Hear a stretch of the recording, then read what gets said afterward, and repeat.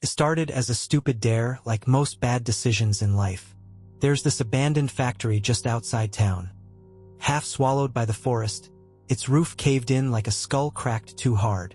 Everyone in our little town knows about it, but no one talks about it. The Hollow, we call it because it feels like something's missing there. The air, the light, maybe even time itself. So, of course, when Jackson brought it up while we were sitting around the fire, it was only a matter of time before someone suggested we go. "I bet none of you have the guts," Jackson said. His smirk as sharp as the switchblade he loved to flash but never really used. "Just a quick look inside. See what's what. Or are you all scared of ghosts?" Ghosts didn't scare me, but Jackson's ego sure as hell did. There's no reasoning with someone like him once he's got his sights on proving a point. And maybe, if I'm being honest, part of me wanted to prove something too. To him, to myself, to everyone who'd ever said I played it safe. So I said, "I'm in." Ellie and Mark exchanged nervous glances but followed. They always did. Jackson was the leader. I was the one who tried to pretend I didn't care what he thought. And Ellie and Mark, they were the glue. The ones who kept us all from falling apart. We didn't tell anyone where we were going. It was past midnight by the time we reached the edge of the woods. The moon was just a sliver, barely enough to light the narrow dirt path that led to the factory. Jackson was in the lead, his flashlight beam bouncing off the trees like nervous footsteps. I stayed close to Ellie, who kept pulling her jacket tighter around herself even though the air wasn't that cold. Mark brought up the rear, dragging his feet like he already regretted coming. When the building came into view, I almost turned back. It was worse than I'd imagined. The Hollow wasn't just abandoned, it was rotting. The walls were streaked with rust and something darker, and the windows were jagged teeth in a mouth frozen mid-scream. The air felt heavier here, thick with damp earth and mildew. But it wasn't just that. There was something else. Something wrong. "Come on," Jackson said, turning back to grin at us. "It's just a building." "It doesn't feel like just a building," Ellie whispered. Her voice trembled in a way I'd never heard before. I didn't say anything, but she was right. It didn't feel empty. It felt watched.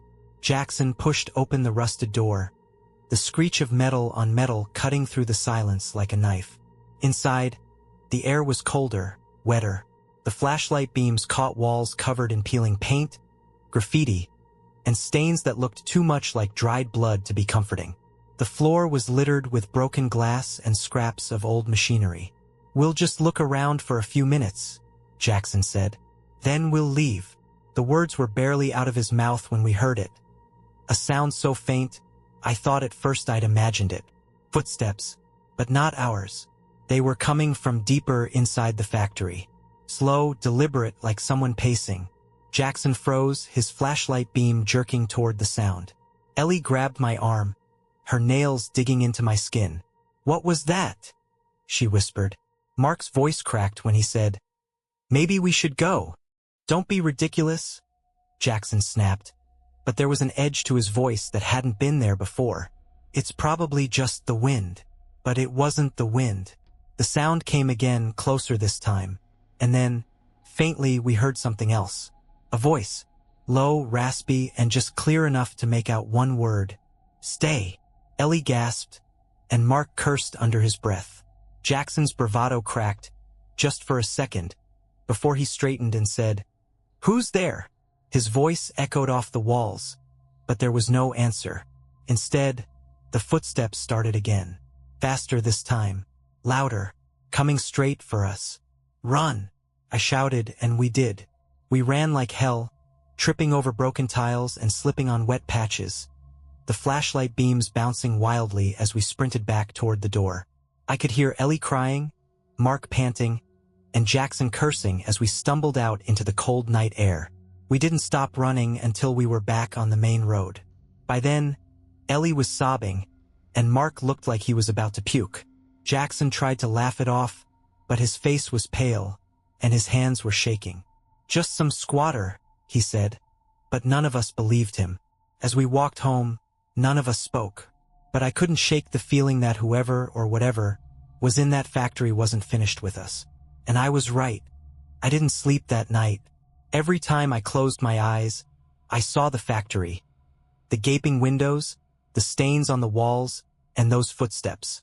Most of all, I heard that voice. Low, gravelly, like something that hadn't spoken in years. Like it didn't even remember how to sound human. Stay. By the time the sun came up, I was convinced it had all been a mistake. A trick of the wind, like Jackson said. Or maybe some vagrant angry we'd trespassed. Nothing supernatural, just bad luck and worse timing. That's what I told myself, anyway. But Ellie wasn't buying it. She called me around noon, her voice still shaking. There was someone in there, she said. You know there was. It was probably just a squatter, I said, though my stomach twisted even as the words left my mouth. What kind of squatter moves like that? And what about the voice? You heard it too, right? I didn't know what to say.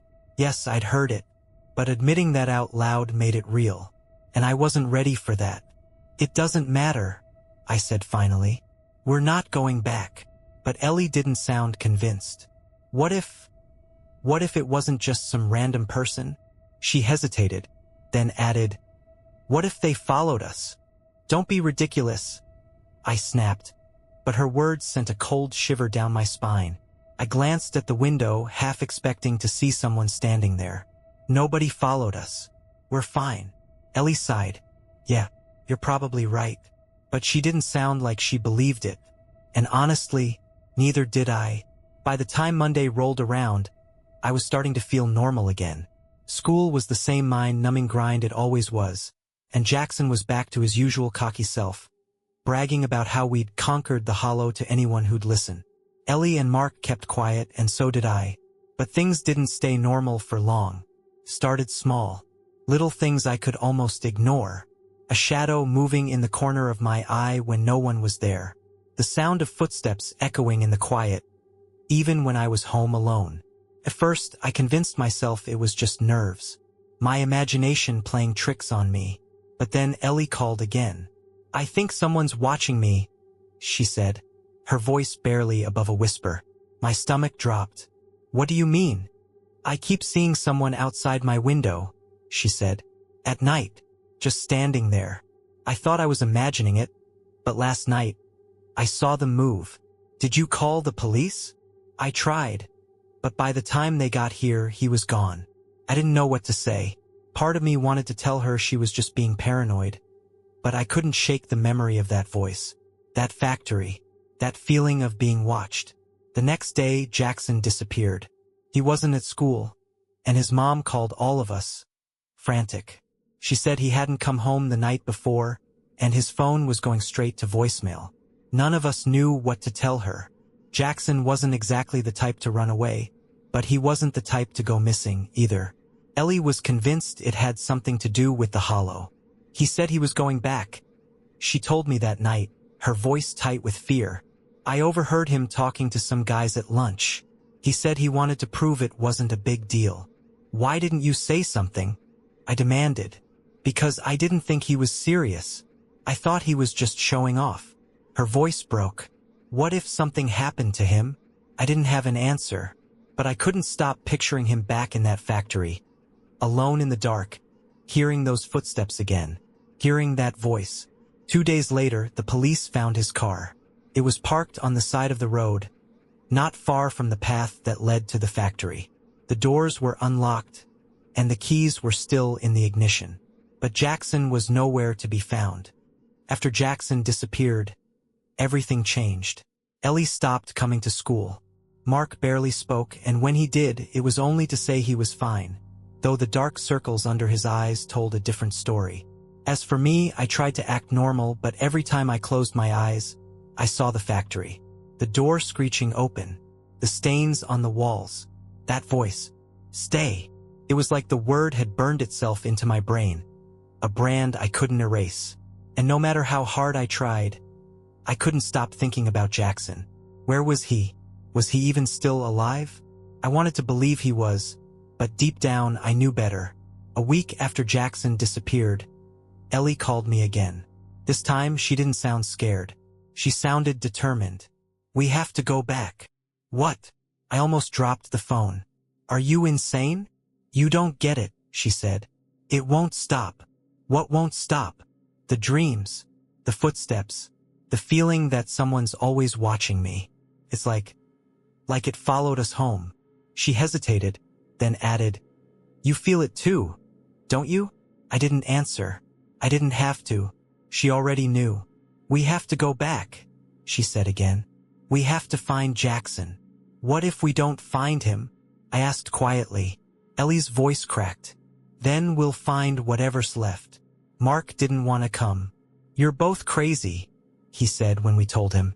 "Whatever's in that place, it's not human. We barely got out last time. You really think we'll be that lucky again?" Ellie tried to convince him, but it was no use. He wanted nothing to do with the Hollow. And honestly, couldn't blame him. But I couldn't back out either. Not after what I'd seen. Not after what I felt. So that night, Ellie and I went alone. The factory looked even worse than I remembered. The air was colder, thicker, like it was pressing down on us. The moonlight barely reached the building, leaving most of it swallowed in shadow. I wanted to turn back. Every instinct screamed at me to run. But then I thought about Jackson, and the sound of those footsteps, and the way Ellie's voice had cracked when she said, "It won't stop." So I took a deep breath and followed her inside. The first thing I noticed was the smell. It was stronger this time, rotting wood, damp earth, and something else. Something metallic like rust or blood. Ellie's flashlight beam danced over the walls, casting long, jittery shadows. Everything looked exactly the same. The graffiti, the broken glass, the stains. But this time it felt different. Worse. "Jackson," Ellie called, her voice trembling. It echoed off the walls, fading into the darkness. For a moment, there was nothing. No sound, no movement. Just the two of us standing there, our breath clouding in the freezing air. And then we heard it. Footsteps. Slow. Deliberate. Coming from somewhere deeper inside.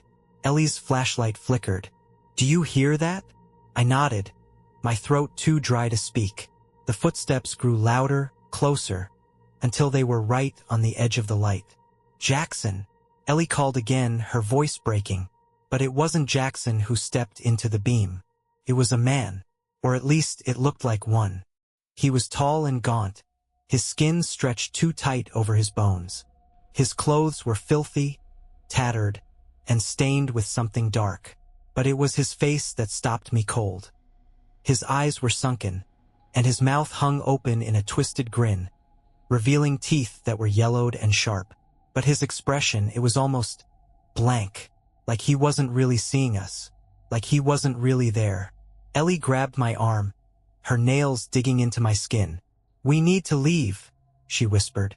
The man tilted his head, as if he'd heard her, and then he smiled wider. "No one leaves," he rasped. His voice was low and broken, like it hadn't been used in years. Ellie and I froze. For a moment, none of us moved. And then he started running.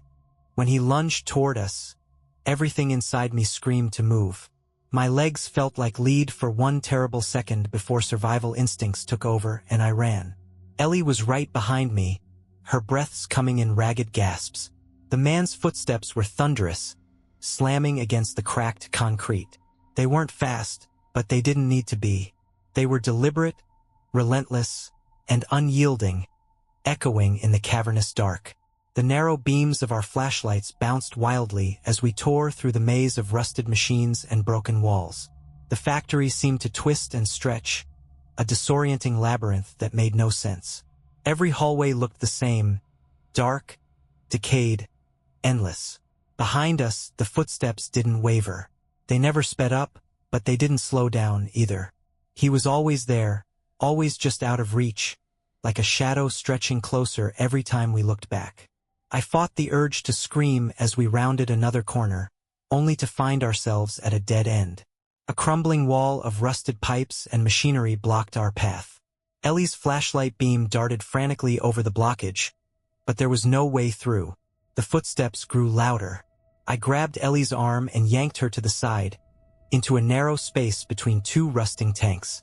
The air was suffocating here, thick with dust and the stench of decay.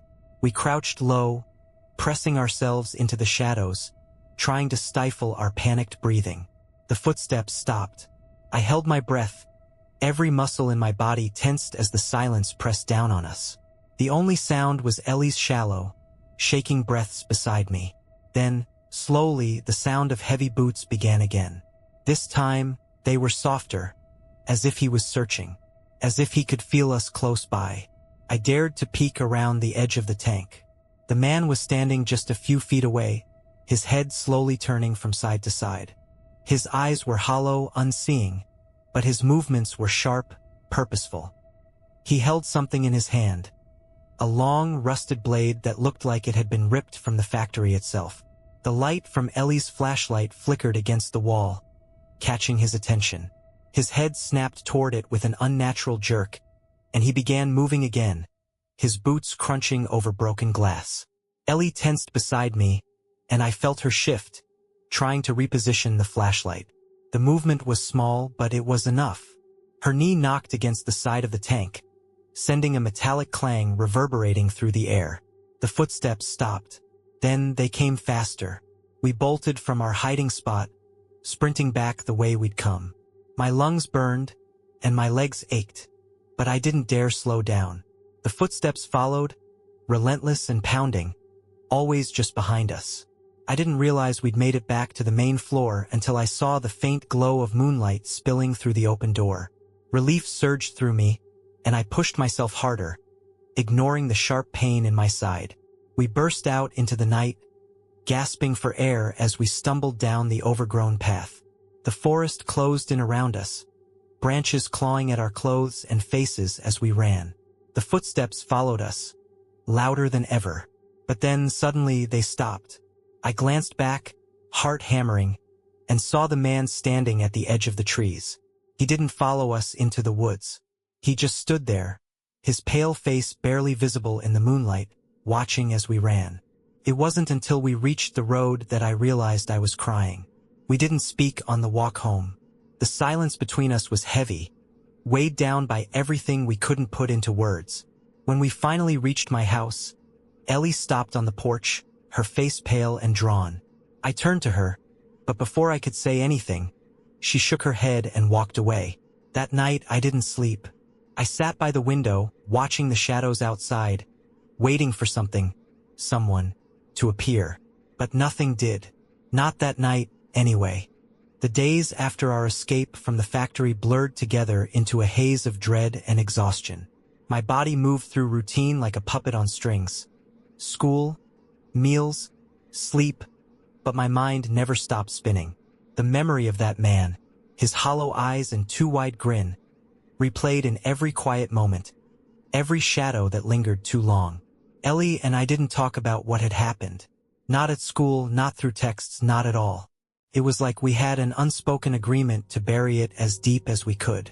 But no matter how much I tried to forget, the weight of it pressed down on me, growing heavier by the day. Mark avoided us completely. I spotted him once in the cafeteria, sitting alone with his shoulders hunched, staring at his tray like the food was some kind of puzzle. He looked smaller, thinner, like the fear had eaten away at him from the inside. He must have felt my eyes on him, because he glanced up briefly. The look we shared was enough to make me look away. There was blame in his eyes, or maybe guilt. Either way, it was too much. The dreams started a week later. At first, they were disjointed flashes of the factory. Dark hallways, rusted walls, the sound of footsteps chasing me through endless corridors. I woke up gasping for air, my heart racing, the taste of iron sharp on my tongue. But then the dreams began to shift. They weren't just about the factory anymore. The man was there too. He stood at the edge of my bed, his grin stretched impossibly wide, his eyes empty but locked on mine. I couldn't move, couldn't scream. He didn't speak, but somehow I could feel the word hanging in the air between us. Stay. I'd wake up drenched in sweat, the room too quiet, the darkness too thick. I'd check the locks on the doors and windows, double and triple checking them before finally collapsing back into bed, exhausted but too afraid to close my eyes. It wasn't just me. Ellie was unraveling, too. She stopped coming to school entirely. I'd see her mom in town sometimes, her face tight with worry, muttering vague excuses about Ellie being sick. But I knew better. The last time I saw her was on the day of Jackson's memorial, when she slipped into the back of the service, pale and trembling. She didn't stay long. She couldn't. By the time she left, she looked like she was barely holding herself together. The breaking point came on a Wednesday night. I was lying in bed, staring at the ceiling, trying to ignore the crawling sensation at the back of my neck. The house was quiet, the kind of quiet that felt unnatural, like something was holding its breath. I almost didn't hear the knock. It was soft, barely audible, but it sent a jolt of fear through me. I froze, listening. It came again, louder this time, 3 short, deliberate knocks on the front door. My heart thundered in my chest. No one came by this late, not in our town. And even if they did, they wouldn't knock like that. Something about the sound felt wrong. I crept to the window, pulling the curtain aside just enough to peek out. The porch light flickered weakly, casting long shadows over the empty yard. No one was there. The knocking came again. This time it was coming from the back door. I didn't check. I didn't want to see who or what was out there. Instead, I backed away from the window, my hands shaking as I reached for my phone. But before I could unlock it, I heard something else. The sound of footsteps. Not outside this time. Inside. They were soft, deliberate, moving slowly down the hallway toward my room. Couldn't breathe. My phone slipped from my hands, landing on the carpet with a dull thud. The footsteps stopped just outside my door. For a moment, there was nothing. No sound, no movement. Just the oppressive silence pressing down on me like a weight. Then the doorknob began to turn.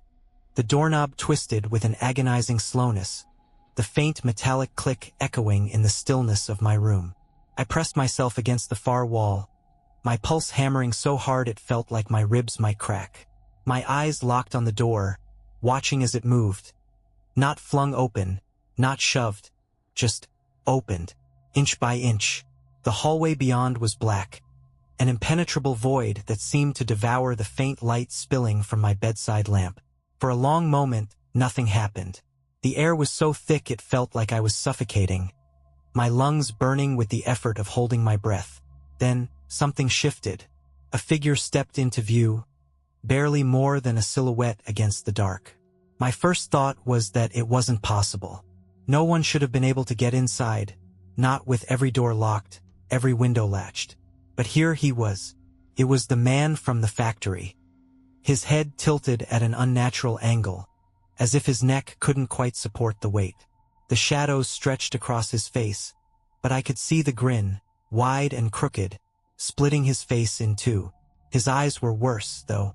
Dark pits, empty of anything remotely human. He didn't move. He just stood there, his head twitching slightly, like he was studying me, or savoring something. My body wouldn't cooperate. My muscles locked up, my legs refused to move, and my throat felt like it had been sewn shut. I could do nothing but watch as he took a single step into the room, the floorboards creaking under his weight. Then another step, and another.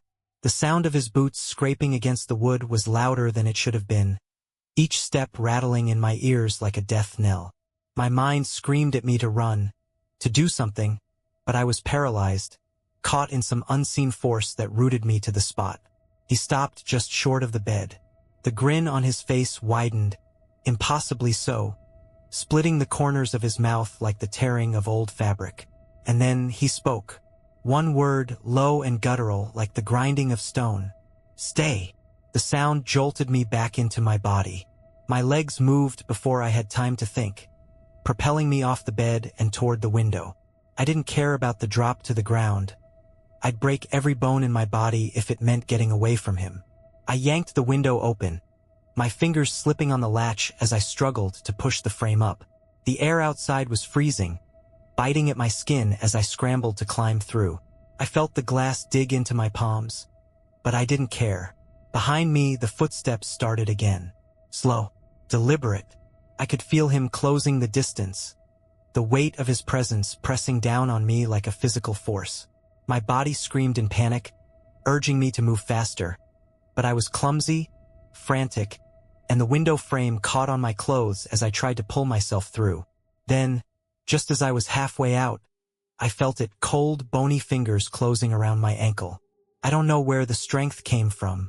Maybe it was adrenaline, maybe it was pure terror, but I kicked out with everything I had. My heel connected with something solid, and there was a wet, crunching sound that made my stomach turn. The grip on my ankle loosened, and I didn't waste the opportunity. I threw myself through the window, landing hard on the cold, damp ground below. Pain shot through my shoulder and knee, but I didn't stop. I scrambled to my feet and ran, my breath coming in short, ragged gasps. The night swallowed me whole, the shadows of the trees closing in on either side. I didn't look back. I didn't dare. All I could hear was the pounding of my own heartbeat, the crunch of leaves and twigs underfoot, and the phantom sound of footsteps chasing me through the dark. I don't know how long I ran before I finally collapsed on the side of the road, gasping for air and shaking so hard I could barely stand. My hands were bloody, my clothes torn, but I was alive. I glanced back at the woods, expecting to see him standing there at the edge, watching me like he had at the factory. But there was nothing, just the quiet sway of the trees in the wind. It was over, for now. The walk home was a blur. My limbs felt heavy, and every shadow seemed to shift, twisting into shapes I didn't want to look at too closely. I kept glancing over my shoulder, half expecting to see him there, his hollow eyes watching me from the dark. But the road stayed empty. By the time I reached my house, the adrenaline had worn off, leaving behind a deep, bone-aching exhaustion. My body hurt in a dozen places. My shoulder throbbed where I'd hit the ground, and my hands were a patchwork of scrapes and blood. But it didn't matter. None of it mattered. I was alive. Inside, the house was silent, oppressive in its stillness. I locked every door and window, my hands trembling as I double-checked the latches. Then I collapsed on the couch, too scared to go back to my room, too wired to sleep. I stayed there all night, staring at the front door, clutching the fireplace poker like a lifeline. But nothing came. The hours dragged by, and the quiet stretched on, unbroken. The next morning, I tried to tell myself it was over. I'd gotten away. I was safe. But no matter how much I wanted to believe it, I couldn't shake the feeling that I was wrong. That it wasn't over, not even close. And I wasn't the only one. Ellie called that afternoon, her voice thin and brittle, like it might crack under the weight of her words. She didn't tell me what had happened, but I could hear it in her breathing, in the way it hitched, in the moments of silence that lingered too long. I asked her to come over, but she refused. I could hear her pacing on the other end of the line, the faint creak of floorboards under her feet. "I think it's still here," she said finally, her voice barely above a whisper. I didn't know what to say, because I thought she was right. The next few days passed in a haze. I avoided the house as much as I could, wandering the town aimlessly, trying to lose myself in crowds and noise. But it didn't help. The feeling followed me everywhere. That cold, creeping dread, like someone was standing just behind me, watching. And then the dreams came back. This time, they weren't flashes of the factory. They weren't even dreams, not really. They felt real. So real that I woke up drenched in sweat, my heart pounding like I'd been running for my life. Every time it was the same. I'd be standing in my room, the shadows stretching long and thin across the walls. The air would grow heavy, pressing down on me, and then he'd be there, the man. His grin wider than it should have been, his face pale and twisted, those hollow eyes locked on mine. And he'd say the same thing every time. "Stay." On the fourth night, I woke to find the window open. It wasn't a crack or a faulty latch.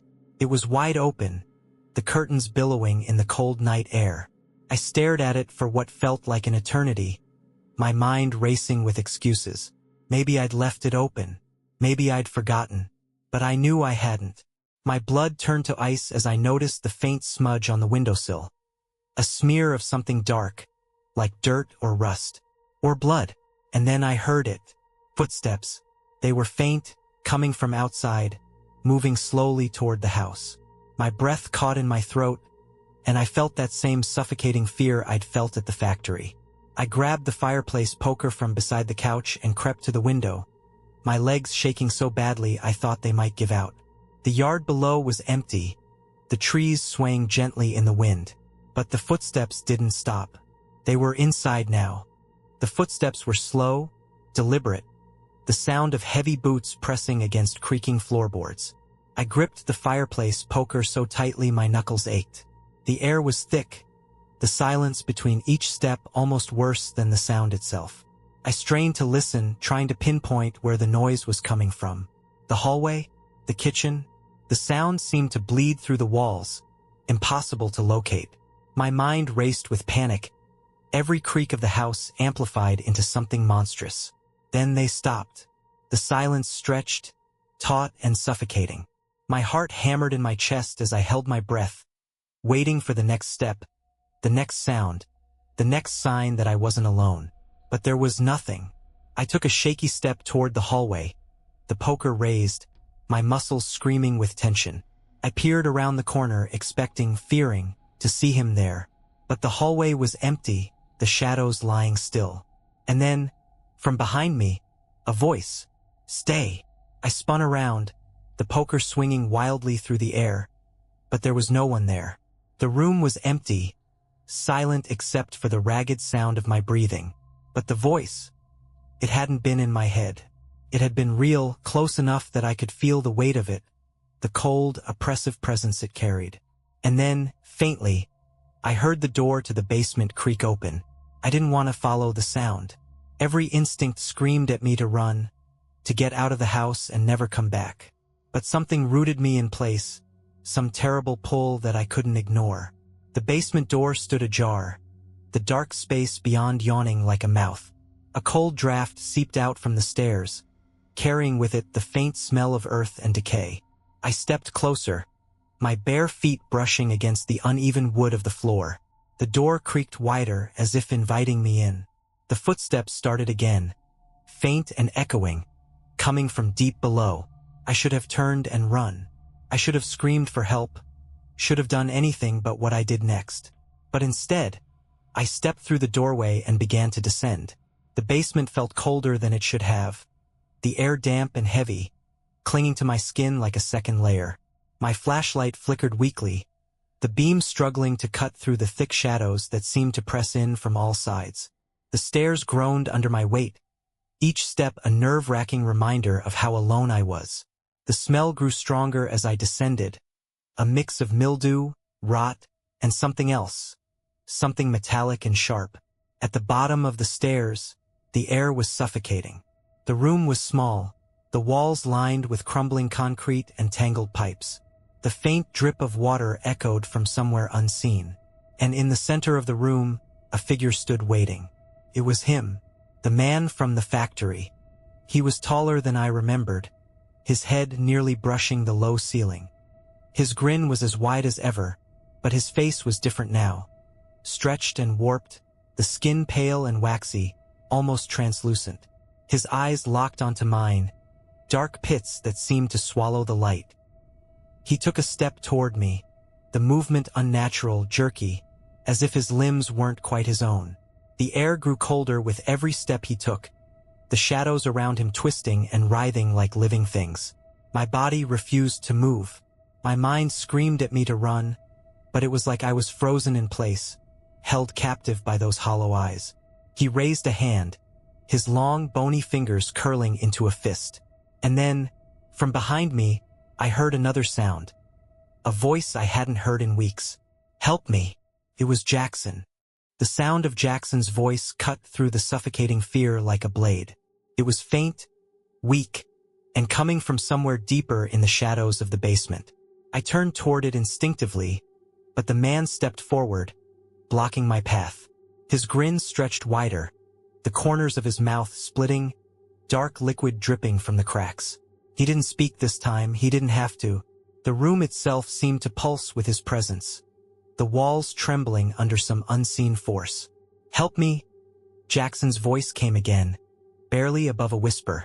It sounded broken, strained, like it took every ounce of strength just to get the words out. I couldn't see him. The flashlight's beam was weak, swallowed by the dark, but I could feel him, somewhere just out of reach, buried in the shadows. I stepped back, the poker trembling in my grip. My gaze darted between the man and the direction of Jackson's voice. Every instinct told me that getting closer to either of them was a mistake. But I couldn't leave. Not now. Not after hearing him. Summoning every ounce of courage I had left, I darted around the man, slipping past him into the deeper recesses of the basement. He didn't stop me, but I felt his gaze on my back, cold and heavy, following my every move. The darkness seemed thicker here, like a living thing pressing in on me. The flashlight flickered again, threatening to go out completely, but I kept moving, following the faint sound of Jackson's voice. Then I saw him. He was slumped against the far wall, his body limp, his face pale and gaunt. His clothes were torn, his skin streaked with dirt and dried blood. At first I thought he was dead, but then his eyes opened. They were sunken, hollow, filled with a terror that sent a fresh wave of fear coursing through me. His lips moved, but no sound came out. I dropped to my knees beside him, the poker clattering to the floor. "Jackson," I whispered, my voice shaking. "What happened? What did he do to you?" He didn't answer. He just stared past me, his eyes wide and unfocused. I followed his gaze and froze. The man was standing at the edge of the room, his head tilted at that unnatural angle, his grin still fixed in place. He didn't move, but the air around him seemed to ripple, distorting the space like heat waves rising off asphalt. Jackson's hand shot out, gripping my wrist with surprising strength. His touch was ice cold, and his fingers dug into my skin hard enough to bruise. "You shouldn't have come back," he rasped. His voice sent chills down my spine. "I came to find you," I said, my voice barely above a whisper. "We're getting out of here." But he shook his head. "You can't. He won't let you." Before I could respond, the man stepped forward. The shadows around him writhed like living things, spreading across the floor, reaching toward us. Jackson's grip tightened. "Run," he said, his voice desperate now. "Run and don't look back." I hesitated, torn between the instinct to flee and the need to help him. But before I could decide, the shadows reached us. They moved like liquid, crawling up Jackson's legs, his arms, pulling him back toward the wall. His face twisted in pain, his eyes wide with panic. "Go!" he screamed, his voice raw and broken. I stumbled to my feet, the flashlight slipping from my grasp and clattering to the floor. The last thing I saw before the light went out completely was Jackson's face, his mouth open in a silent scream as the shadows consumed him. I ran. I don't remember climbing the stairs or how I got out of the house. I only remember the cold night air hitting my face, the sound of my own ragged breathing, and the feeling of something chasing me, just out of sight. When I reached the road, I collapsed to my knees, my body trembling with exhaustion and fear. The house loomed behind me, dark and silent, the windows staring back like empty eyes. Jackson was gone, and somehow I knew the man wasn't finished with me yet. The days after that night were a blur. I didn't tell anyone what had happened. Not the police, not my parents, not even Ellie. How could I? What would I say? That I'd seen Jackson swallowed by living shadows? That a man from an abandoned factory had followed me home? Even if they believed me, it wouldn't change anything. Jackson was gone. But it wasn't over. The signs came slowly at first, subtle enough that I could almost convince myself they weren't real. The faint sound of footsteps outside my window at night, the metallic tang of blood in the air, sharp and sudden, vanishing as quickly as it came. Then the dreams returned. I'd wake up in the middle of the night, drenched in sweat, my heart racing. The room always felt wrong. Too quiet, too still, the shadows stretching longer than they should have. I couldn't shake the feeling that I wasn't alone. And then, one morning, I woke to find my bedroom window open again. This time, there were footprints. They trailed from the window to the foot of my bed, large, muddy prints that stopped inches from where I'd been sleeping. My breath hitched as I followed them back to the window, my hands trembling. Outside, the yard was empty, the footprints fading into the woods. But I knew who they belonged to. I decided I couldn't keep running. Not anymore. Whatever was happening, it wasn't going to stop until I faced it. Until I ended it. I didn't tell anyone where I was going. I just grabbed the flashlight, the fireplace poker, and a knife from the kitchen before heading back to the factory. The forest was eerily quiet as I walked the overgrown path. No birds, no insects, just the crunch of my footsteps on dead leaves. The factory loomed ahead, its jagged silhouette cutting against the gray sky. The door was still ajar, rusted hinges creaking in the wind. I stepped inside. The air was heavier than before, thick with damp and decay.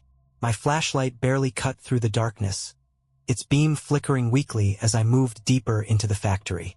I wasn't sure what I was looking for. Closure? Answers? Or maybe just an end to the fear that had been eating away at me since that first night. The footsteps started again. They were soft, deliberate, coming from somewhere ahead. I gripped the poker tightly, my pulse hammering as I followed the sound. It led me back to the main room where it all began. The space felt larger now, the shadows deeper, the air colder. And then I saw him. The man stood in the center of the room, his grin wider than ever, his hollow eyes fixed on me. But this time he wasn't alone. Behind him, the shadows moved, shifting and writhing like a living thing. Faces emerged from the darkness. Pale, twisted, and familiar. Jackson, Ellie, Mark. They stared at me with empty eyes, their mouths twisted into silent screams. My stomach dropped. Ellie hadn't disappeared from fear. Mark hadn't avoided me out of guilt. They were here. The man tilted his head, his grin splitting impossibly wide. He raised a hand, his long, bony fingers pointing straight at me. The shadows surged forward. I woke up in my bed, the morning light streaming through the window. My heart was pounding, my body drenched in sweat, but everything else seemed normal. Too normal. The window was shut. The footprints were gone. Even the cuts on my hands had disappeared. For a brief, fragile moment, I thought it might have been a nightmare. But then I noticed the factory key on my nightstand, its rusted surface glinting faintly in the sunlight. And when I looked in the mirror, Jackson's hollow eyes stared back at me.